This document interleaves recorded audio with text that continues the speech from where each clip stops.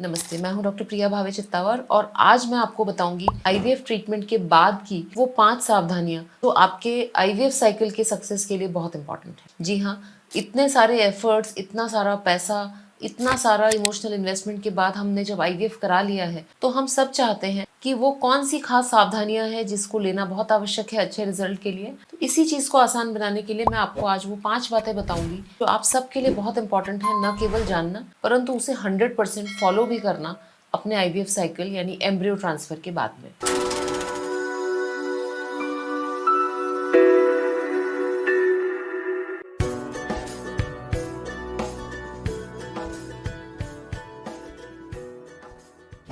सबसे पहला जो प्रिकॉशन है या जो सावधानी है वो है दवाइयों को लेकर। आईवीएफ के ट्रीटमेंट के बाद, एम्ब्रियो ट्रांसफर के बाद आपको कुछ मेडिसिन प्रिस्क्राइब की जाती है। अधिकतर ये सपोर्टिव मेडिकेशंस होती हैं जिसमें कि प्रोजेस्टेरॉन जेल हो सकता है, इंजेक्शंस हो सकते हैं और प्रोजेस्टेरॉन के टैबलेट्स भी हो सकते हैं। अब कई बार पेशेंट ये सोचता है कि इन दवाई को हम थोड़ा सा आगे पीछे समय करके ले लें या कभी कभी वो भूल जाते हैं दवाई को टाइम पर लेना। ये आईवीएफ साइकिल के बाद बहुत ज्यादा रिस्की हो सकता है, स्पेशली क्योंकि जो एम्ब्रियो है वो पूरी तरह से बाहर से मिलने वाले प्रोजेस्टेरॉन पर डिपेंडेंट है उसकी ग्रोथ के लिए। आजकल अधिकतर केसेस में फ्रोजन एम्ब्रियो ट्रांसफर होते हैं जिसमें कि बॉडी अपना खुद का बिल्कुल प्रोजेस्टेरॉन नहीं बना रही होती। तो यदि आप कुछ भी गड़बड़ करते हैं दवाई के समय में तो इससे प्रोजेस्टेरॉन लेवल्स ड्रॉप हो जाते हैं और इससे एम्ब्रियो इम्प्लांटेशन पर फर्क पड़ सकता है और साथ ही साथ आपका रिजल्ट भी गड़बड़ हो सकता है। दूसरी एक गलती जो पेशेंट्स करते हैं, कई बार वो बीटा एचसीजी टेस्ट की डेट तक की दवाइयां लेके जाते हैं और बीटा एचसीजी टेस्ट देने के बाद उसकी रिपोर्ट आने में 2 या 3 दिन का समय लग जाता है। अब इन 2 या 3 दिनों में उनके पास दवाई नहीं रहती, वो कहीं गाँव में रहते हैं जहाँ उस ब्रांड की दवाई नहीं मिल रही। इस चीज से आप जरूर बचिए। आप 1 या 2 दिन की एक्स्ट्रा दवाई अपने पास अवश्य रखिए। तो दवाई का ब्रांड,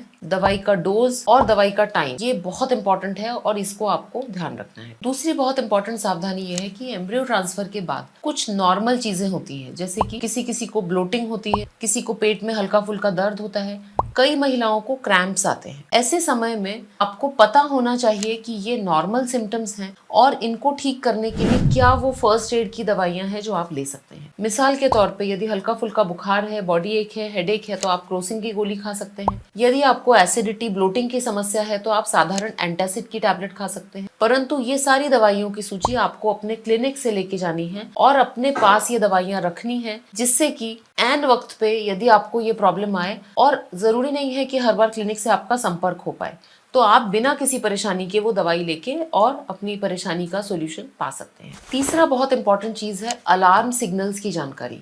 क्या होते हैं अलार्म सिग्नल्स? अलार्म सिग्नल्स वो सिम्टम्स होते हैं कि जैसे ही वो आपको सिम्टम हुए आपको इमीडिएटली अस्पताल में जाना है या डॉक्टर से परामर्श लेना है।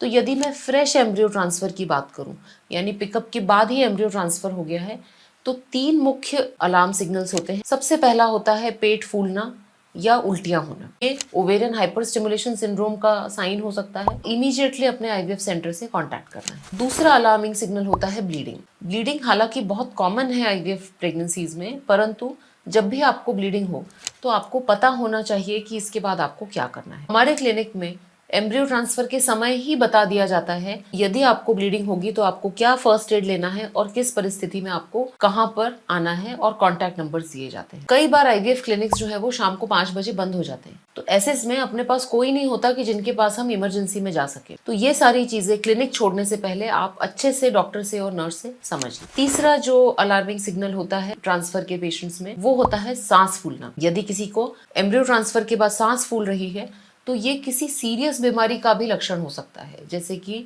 पल्मोनरी थ्रोम्बोएम्बोलिज्म या ओवेरियन हाइपरस्टिमुलेशन। तो यदि फ्रेश एम्ब्रियो ट्रांसफर के बाद सांस फूले, ब्लीडिंग हो या पेट फूले और उल्टियां हो तो आपको तुरंत अस्पताल जाना है। फ्रोजन एम्ब्रियो ट्रांसफर में ये सारे खतरे नहीं होते। तो यदि फ्रोजन एम्ब्रियो ट्रांसफर के बाद में आपको ब्लीडिंग हो रही है तो ये एक अलार्मिंग सिग्नल है, परंतु इसमें आपको पैनिक नहीं करना। डॉक्टर ने जो आपको फर्स्ट एड की गोलियां बताई हैं वो आपको इमीडिएटली कंज्यूम करना है। ब्लीडिंग स्टॉप हो जाएगी, यदि नहीं होती है तो आपको डॉक्टर के पास पहुंचना है। चौथा बहुत इंपॉर्टेंट जो सावधानी है जो आप सबको लेनी है आईवीएफ साइकिल के बाद, वो है अपने स्ट्रेस को मैनेज करना। जो हमारा 14-15 दिन का वेट होता है एम्ब्रियो ट्रांसफर के बाद से लेके बीटा एचसीजी की टेस्ट तक, वो बहुत ज्यादा स्ट्रेसफुल होता है, क्योंकि इस समय ऐसा कुछ नहीं है जो हम कर रहे हैं, परंतु 24 घंटे हमारे दिमाग में चलता रहता है कि रिजल्ट पॉजिटिव होगा या नेगेटिव होगा। नेगेटिव होगा तो मैं क्या करूंगी, अब मेरे पैसे खत्म हो गए हैं, मैं किसके पास जाऊंगी, मुझे घर वाले ऐसा कहेंगे।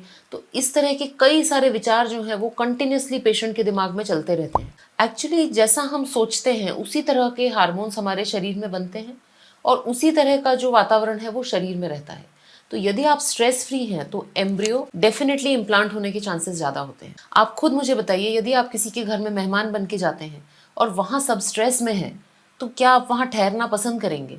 बिल्कुल नहीं। उसी प्रकार हमने एम्ब्रियो को आपके यूट्रस में डाल दिया है। यदि हमारे शरीर में बहुत सारे स्ट्रेस हार्मोन्स होंगे, हम कंटिन्यूअसली परेशान हैं, तो वो एम्ब्रियो भी मैं नहीं समझती कि इम्प्लांट होके और एक हेल्दी प्रेगनेंसी में कन्वर्ट होगा। तो अपने स्ट्रेस को मैनेज करने की कोशिश करिए, अपने एक्सपेक्टेशंस को रियलिस्टिक रखिए।